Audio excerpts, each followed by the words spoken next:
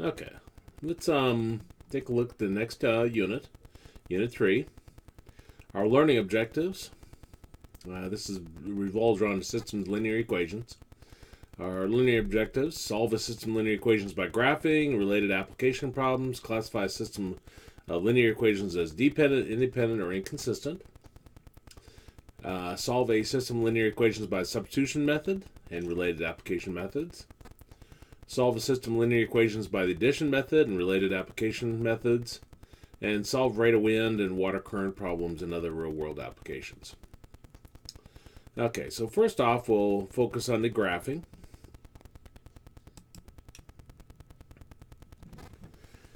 Now, a system of equations means, and we'll be looking specifically linear, but system equations means you got two or more equations, and linear means everything's the first power.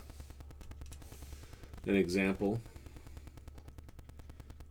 3x minus 5y is equal to 2, and 4x plus y is equal to 6. This is a system of equations. It's linear. We got two equations, two variables, often referred to as a 2 by 2. Now, let's take a look at an example. If I got 5x minus y equals 3, and x plus y is equal to 3. And we're wanting to solve this. Well, graphically, what we're going to do is we're going to graph each one of those separately. I'm going to use the Desmos website. So go to start graphing here. And I got 5x minus y is equal to 3. 5x minus y equals 3. Now, notice that there's a plus here. And you can add a new f of x expression. That's the one I chose. And I got x plus y equals 3. Now our solution is where they intersect. And you see right here, if I put my mouse on it, it tells me 1, 2. So that would be our answer. Sometimes it's not so easy. I designed this so it came out with a nice answer so we could easily see where it intersects. But if I had something a little bit different, 2x plus y is equal to negative 1. If I put my mouse over this, it says 0.286 and negative 1.571, which is fine for application problems, but it's not good enough for most of algebra where we want exact values, where we want like a fraction. But we're going to look at other methods for finding that. Now, we looked at how to solve a system of linear equations by graphing using Desmos. If you're doing it by hand, like let's say this one I just did. Depends upon your comfort level. I think it's easy to solve for y. So this one here, I'll take negative y to the right side and 3 to the left side. When you take anything across or equals, your sign changes. So we get y is equal to 5x minus 3. Now on this one, I'll take the x over, and I get y is equal to negative x plus 3. Well, remember, you can find your slope and your y-intercept. If you solve for y, your slope is whatever number's in front of your x. So slope is 5. Or 5 over 1. Our y-intercept is negative 3. For this one, our slope is the number that's in front of our x, which is a negative, but there's that invisible 1 there, so that's negative 1. Or, in fraction form, it would be negative 1 over 1. And our y-intercept would be a positive 3.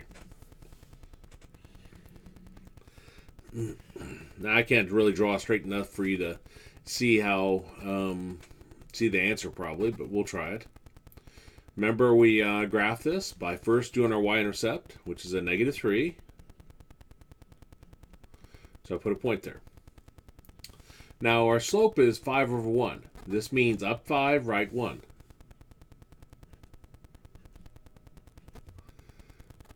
So if I go up 5 units, right 1, that'd be my second point. And then I draw a straight line. That's really bad.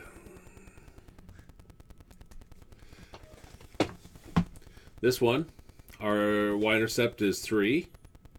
So go to 3. Then we'll go down 1, right 1. So down 1, right 1. Pass through this point.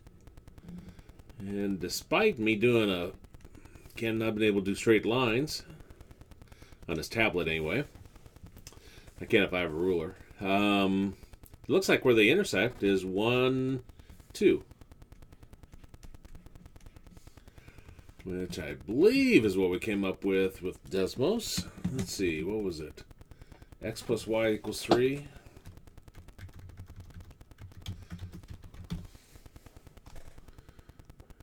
One, 2. You see the flaws of this method. If you can't draw straight lines like me, it's hard to tell where they intersect. We're going to look at better techniques in this. But this helps you understand what in the world is a solution. That's what it means graphically. Algebraically, that means that if I plug that into my original equations here, that's what causes these to be true. What do I mean by that? Well, I got 5x minus y equals 3. When we're given a point, this is our x, this is our y. So we'll plug 1 in for the x. We'll plug 2 in for the y. And this is an equals. We're wondering if that's equal to 3. 5 times 1 is 5, minus 2 is 3, so we get 3 is equal to 3. So I see it checks. Left side's equal to right side. Now here, the x plus y equals 3. If I plug in my x and y, I'm going to have 2 plus 1. Remember, if that's equal to 3, 2 plus 1 is 3, so 3 is equal to 3. So that checks. Algebraically, this is the point, or points, as the case may be, that if I plug these in, causes both equations to be true. Okay.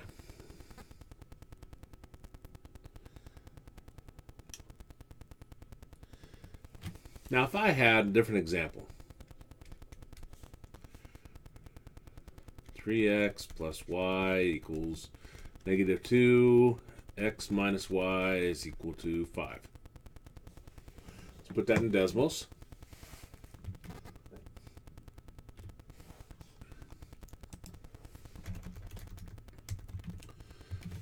X plus y equals negative 2.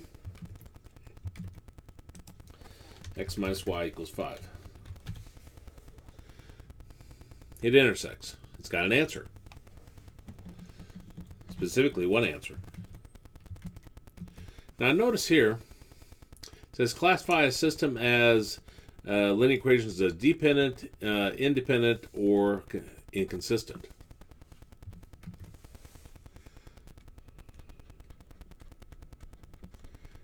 If you have one answer, then those would be considered independent. Now consider if I had 3x plus y equals negative 2, and I had 3x plus y is equal to 1.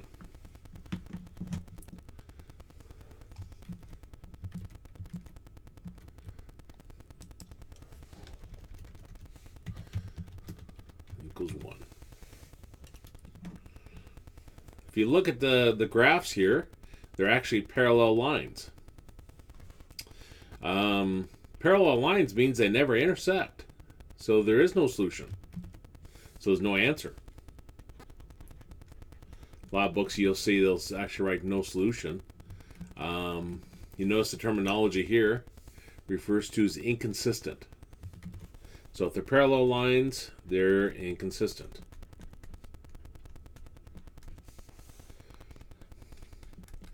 If I had 3x plus y equals negative 2, and I had 6x plus 2y equals negative 4.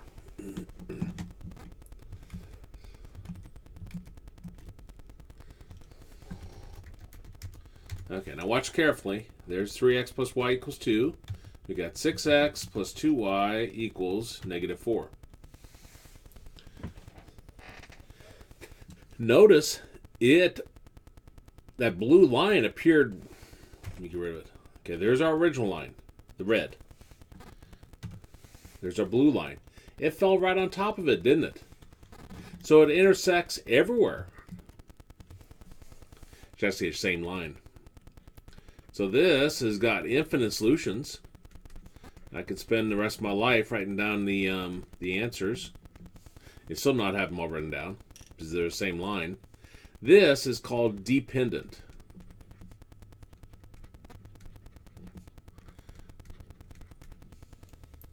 Why is that? Because once you've identified that they're dependent, you know that they're the same line. So what you do is you pick one variable to remain as is. For example, we'll leave y alone. So y is going to be y. And then you solve for the other variable. So if we got 3x plus y equals negative 2, if we solve for x, so I'll take the y over. So I got 3x is equal to negative y minus 2. Divide everything by 3.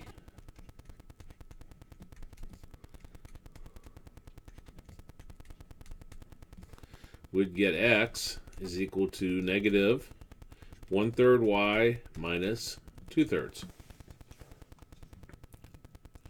Which means our ordered pair is x comma y.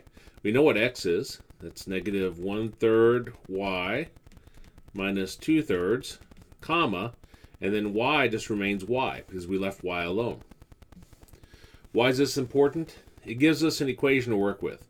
It means we can plug anything in for y. You can put 5 there, you can put 2, you can put 0. Now after I put in a value here, the x is dependent upon whatever value we put in for y. So for example, if I put 0 here, you have no choice. You have to put 0 over here too. So this value drives what this one's going to be. Now some books will leave x alone, which means it's going to start out with just x comma something, which means we have to solve for, I think, we have to solve for y. So we got 3x plus y equals negative 2. I'll take 3x over. So we got y is equal to negative 3x minus 2. So we would have x comma, and then y we said was negative 3x minus 2. So again, we left the x alone, and then we solve this other for y, and then just replace that. The idea is that they're both using the same variable. Now, x, we can put anything in for. We put 0 there, 5, 10, 1 million. Now, once we put this value in here for x, then this one has no choice. This one's dependent upon whatever we put in for the first part. For example, if I put a 0 here, I have to put a 0 here. And this would be negative 3 times 0, which is 0 minus 2, which is negative 2. So we'd have the point 0, negative 2. Now, that's what dependent means and why they use that those terms. Now, you might say the same thing over here. You might say, well, aren't these really dependent upon each other? Because you can put any value in for x, for example, and once you put a value in for x, and y has no choice. Yeah, the dependent here really relates more to infinite solutions like what I'm just demonstrating. Okay, let me clear that off.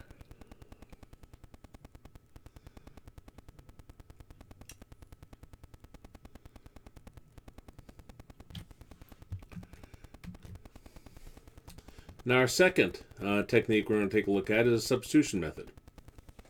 So let me write this out.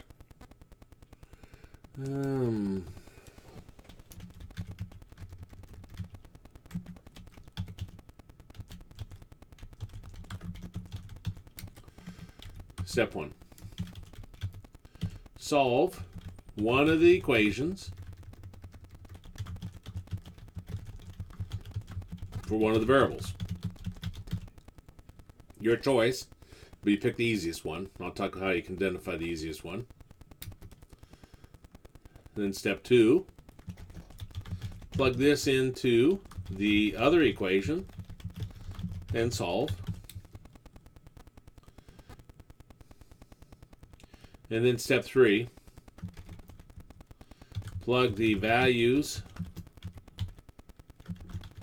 from step 2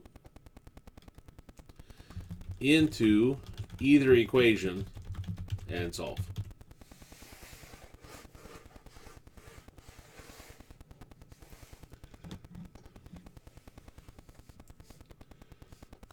So let's see what in the world that means. Excuse me. 3x plus 5y equals 13. And x equals y minus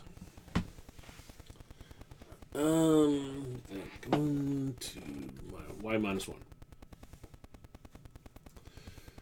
Step 1. Solve one of the equations for one of the variables. It's your choice. In this case, this second equation is the easiest. It's already solved for x, so I don't have to do anything. And that actually is one of the triggers when to use this technique, is if it's solved already for one of the variables, that's when you should use it. Step 2. Plug this into the other equation and solve. Our other equation is 3x plus 5y equals 13. Now up here, we said that x is equal to y minus 1. So we're going to replace the x here with y minus 1. So we're going to have 3 times y minus 1 plus 5y equals 13. Now here we're solving linear equations. Getting rid of parentheses, distributive property. 3 times y is 3y. 3 times negative 1 is negative 3. Plus 5y is equal to 13. Combine together like terms. 3y plus 5y is 8y. Minus 3 equals 13. Get rid of fractions, don't have any. Get everything with a y on one side, numbers on the other side, so I take negative 3 over. Becomes a positive 3. 13 plus 3 is 16. Now divide both sides by 8.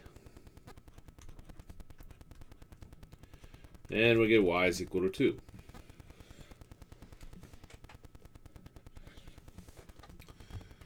Now step 3 says plug the value from step 2 into either equation and solve. So it doesn't matter which one you plug it into. Always the easiest one to plug it into will be the last step right here in step 1. It will always be solved for the other variable. So I got x equals y minus 1. I'll plug y equals 2 in. So I got x equals 2 minus 1 or x is equal to 1. So we'll have 1, 2. And that's our answer. Okay, so let's take a look at another example of this.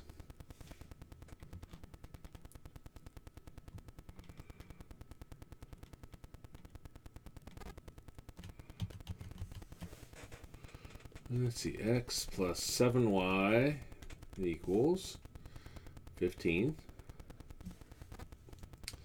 And 3x plus 4y equals 11. And I want to solve it. Step 1. Solve one of the equations for one of the variables. You always pick the easiest one. And the equation that's the easiest to work with is the one where you have a variable with no number in front of it. You notice here we just got an x and there's no number in front of it. So we're going to pick the first equation and we're going to solve for x, the variable without a number in front of it. Solving for y would be nasty. Solving for x here would be nasty. Solving for y here would be nasty. This is the easiest one. So I take 7y over, becomes a negative 7y plus 15. Step 2, plug this into the other equation and solve. Our other equation is 3x plus 4y equals 11. Always have to be careful you plug it into the other equation. If you plug it into the same equation, I think you get a one of our oddball cases. And I think it's the one where it's dependent system. I'd have to do one check. But. Okay, now here we said x is equal to negative 7y plus 15. So we're going to replace the x here with negative 7y plus 15. So I got 3 times negative 7y plus 15 plus 4y equals 11. 3 times negative 7y is negative 21y. 3 times 15 is 45. Plus 4y equals 11. Negative 21y plus 4y is negative 17y.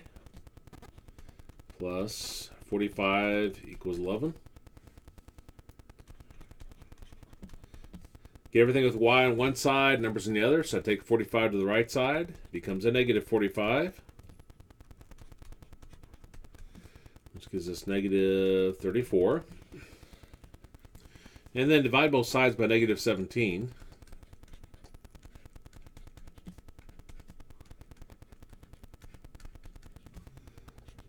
And we get y is equal to 2. Step 3.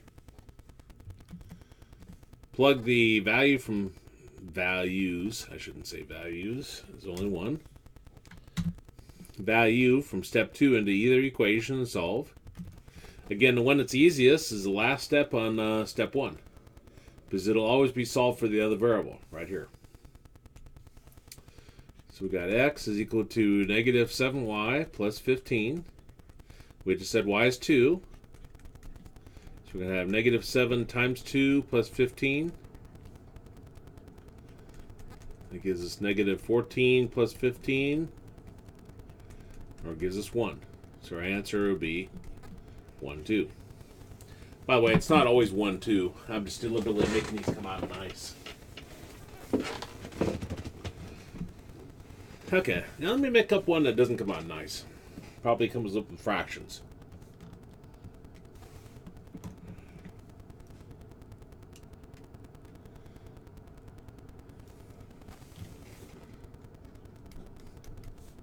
Let's see, 4x plus 5y equals 2. 7x minus 2y equals negative 3.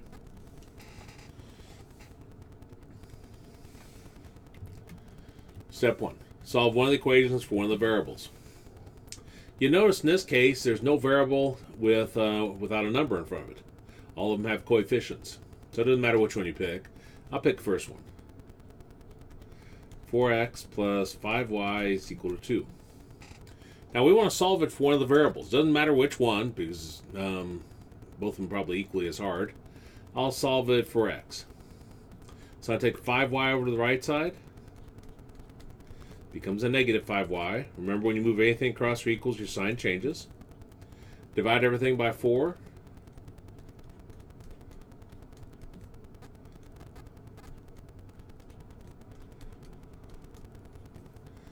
And we get x is equal to negative 5/4 y plus 1/2. 2/4 reduces. Step 2. Plug this into the other equation. So 7x minus 2y equals negative 3. Up here we said x is equal to negative 5/4 y plus 1/2. So now we're going to place the x down here with that. So we're going to have 7 times negative 5/4 y plus 1/2 minus 2y equals negative 3.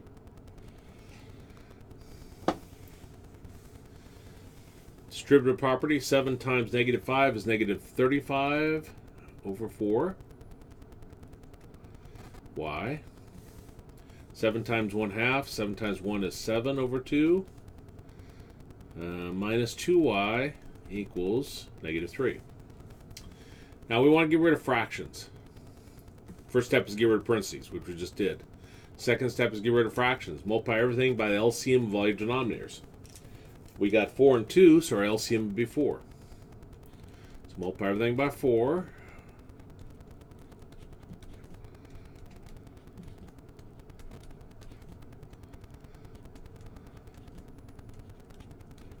When I say everything, I'm talking about what's separated by pluses, minuses, and equals. Those 4's would cancel, leaves me negative 35y plus, those 4's canceled. 4 and 2 both divisible by 2. 2 divided by 2 is 1. 4 divided by 2 is 2. So I got 2 times 7, which is 14. Minus 4 times negative 2 is negative 8y. Equals 4 times negative 3, which is negative 12. Negative 35y, negative 8y is negative 43y.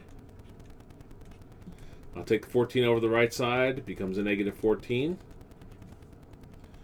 And then we get negative 43y equals negative 26.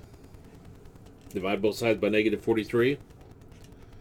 And we get y is equal to 26 over 43. That was unpleasant. Assuming I even did it right. We'll check that here in a minute. Okay, so step 3. Plug the value from step 2 into either equation and solve. But again, the last step in step 1 is always going to be the easiest one to plug it into. So I got x is equal to negative 5/4 times 26 over 43 plus 1/2.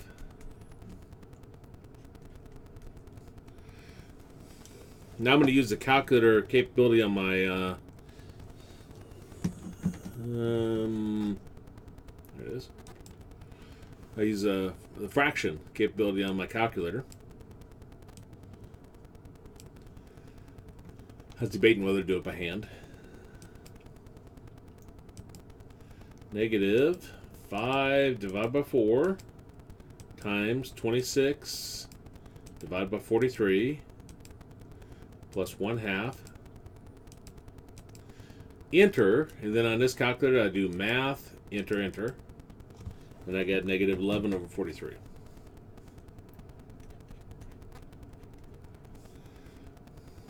Okay, I believe the answer is negative 11 over 43, comma, 26 over 43. We're going to use Desmos to check it out, though. You know, some people may say, well, you shouldn't be using a utility like that. Well, that's what you do in real life. You've never sit there and do any kind of business decisions based upon whether you actually can add and subtract, correct? You want to use some kind of electronics, whether it be a machine or a software program. Okay, get this. Now, it's not going to give us fractions. Negative 0.256. Yeah, negative 0.256. That's what I came up with here. Now, the other one is 0.605. So if I go to the second one, 26 divided by 43. 26 divided by 43. 0.605.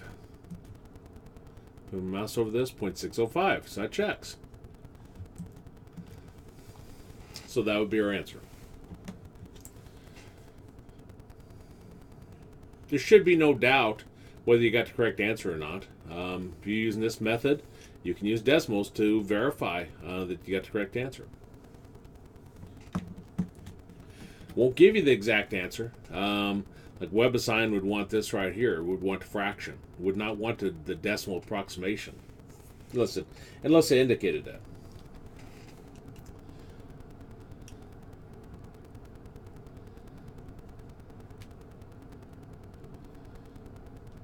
Okay, let's talk about the addition method.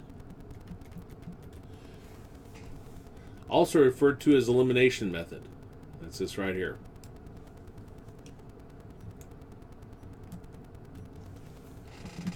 Let me give you an example. 3x plus 2y equals 7.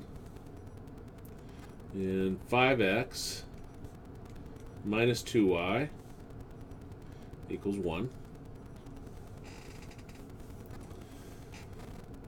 Now the reason why this is called the addition method is because you're going to add together the two equations. Specifically, you'll add together the like terms. 3x plus 5x is 8x. 2y minus 2y cancels away, it's eliminated. And 7 plus 1 is 8. So again, they call it the addition method because you add them together. Some books like to call it the elimination method because your goal is to eliminate one of your variables. Notice that our y was eliminated. So now I can divide both sides by 8. And we end up with x equals 1. Now at this point, you want to plug that into either equations and solve for the other variable. So I'll plug in my second equation. So I got 5x minus 2y equals 1.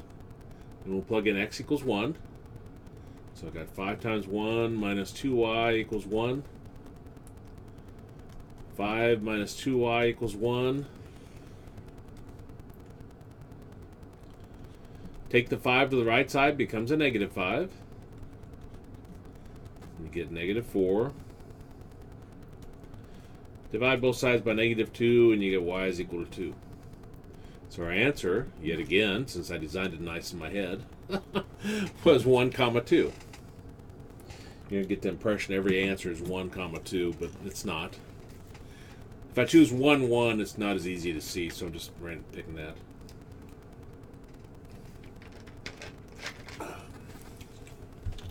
Why did this work out nice? This worked out nice because these were additive inverses. Basically, when you add them together, they cancel each other away and gives you 0. What causes these to be additive inverses is they have the same number in front of them, but the signs are different.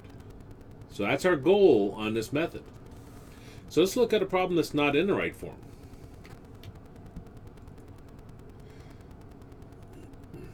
Now I'll pick a different solution. I'll pick 1, 3.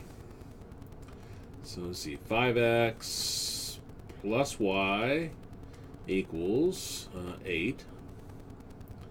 And 7x plus 2y equals 13. Notice if I tried to add the y's together, y plus 2y is 3y. Nothing would be eliminated. Remember, they have to have the same number in front of them. So here's a 2. This has to have a 2 in front of it. And also the signs have to be different. So what I'm going to do is I'm going to multiply the first equation by negative 2 to put it in the right form. So we got negative 2 times 5x is negative 10x.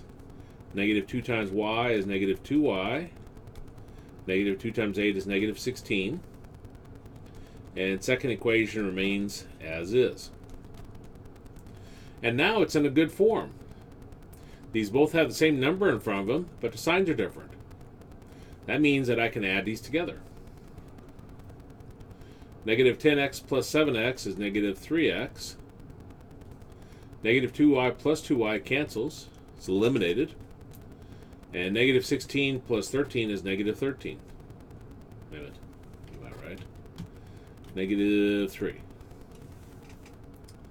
Okay, so now our y's were limited. It doesn't matter which variable you eliminate, by the way. And we're left with negative 3x equals negative 3. So now we want to solve for x. So I divide both sides by negative 3. And you get x equals 1. We then want to plug that back into one of our equations and solve for the other variable. Doesn't matter which one. I'll plug it into 5x plus y equals 8.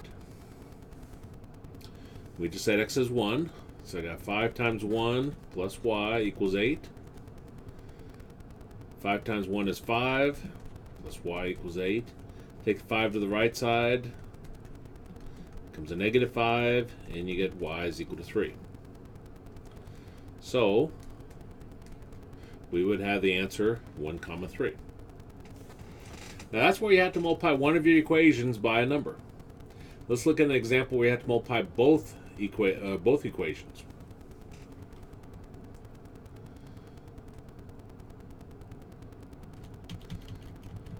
And let me pick a different solution. I'll use 2, 1.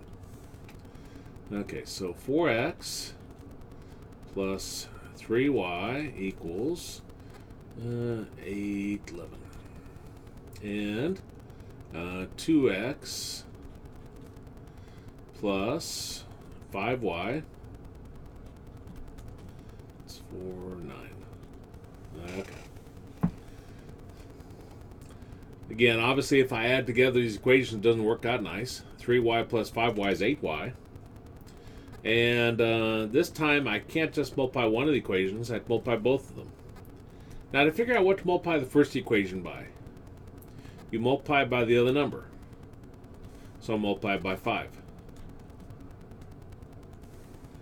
To figure out what to multiply the second equation by, you multiply by the other number. So I'll multiply by 3. That will always work. It won't necessarily give you the smallest numbers to work with, but that'll always work. Now, in addition, we need one of these to be negative, because we need to have different signs, and these are both positive. So you throw a negative on one of these. Doesn't matter which one. I'll throw a negative here. Okay, 5 times 4 is 20x, plus 5 times 3y is 15y, 5 times 11 is 55, negative 3 times 2x is negative 6x, negative 3 times 5y is negative 15y, negative 3 times 9 is negative 27. And notice this is in the correct form now. These both have the same number in front of them, and the signs are different. So I'm going to add these together. 20x minus 6x is 14x.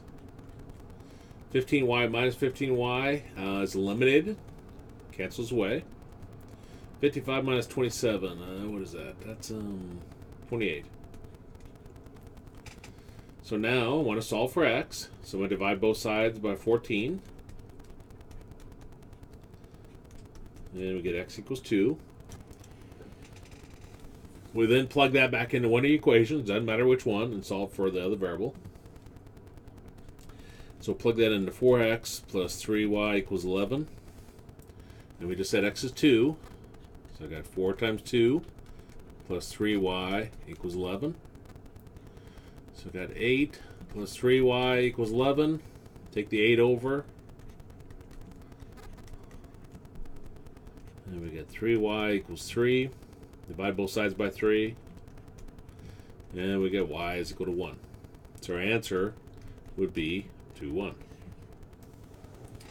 And that's the addition method. Now, when you're doing a substitution method and addition method, you're going to find something happens.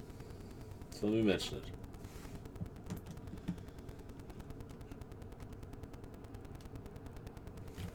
You think you got the process down, going along just as happy as can be. These indicate steps you can't see. And you're solving your problem.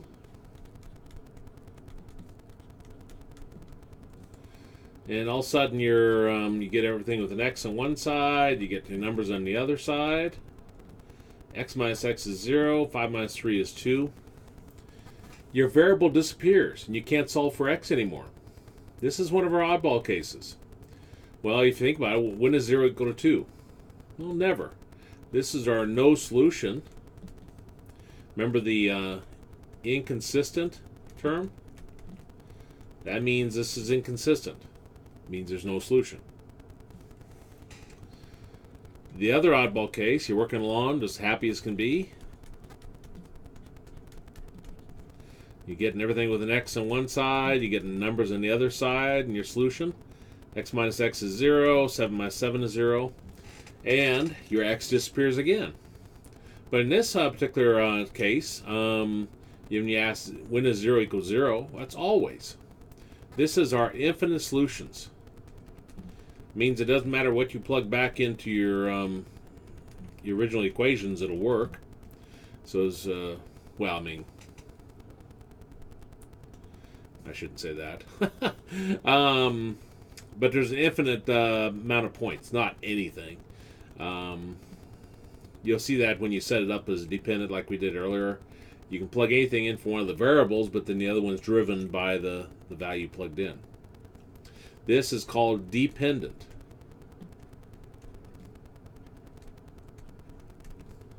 So again, that's our dependent system of equations. Now, there's one last item I want to mention. This is rate of wind and water current problems. Now, I find these kind of challenging myself. It takes me a little bit to set them up, because I always have to think about it. Now, the difference is these are based upon distance is equal to rate times time. But here's rate times time. In this case, with the wind. Well, if you think about it, with the wind means wind's behind you, it's pushing you. So you got extra help. So you have to take your rate in calm air, see that's P, plus the rate of the wind. And the two together are helping you achieve it. Against the wind, that means the wind's blowing against you. So you got your rate in calm air versus the wind blowing against you, so you're going to have P minus W. Now, it'll always be this way, and this is the same for water. If you have current, so you're going with the current. You're going down in a boat, and you got the current going with you. It's helping you with your speed. On the other hand, if you're trying to row up the river against the current, then it's working against you. And see, that's where you do your P minus W. Now on these, there'll be two different types. One of them where you're working together to achieve a distance, and one of them where you're working against each other. Like when two boats take off, and you're asking, when will one boat be 20 feet in front of the other? That's where you subtract them. So you just have to look at each problem to see how it's set up in that regard. Once you set it up that way, though, they'll all go back to solving a system equations like this. Now I'll go ahead and stop the recording, and then I'll answer any questions you have.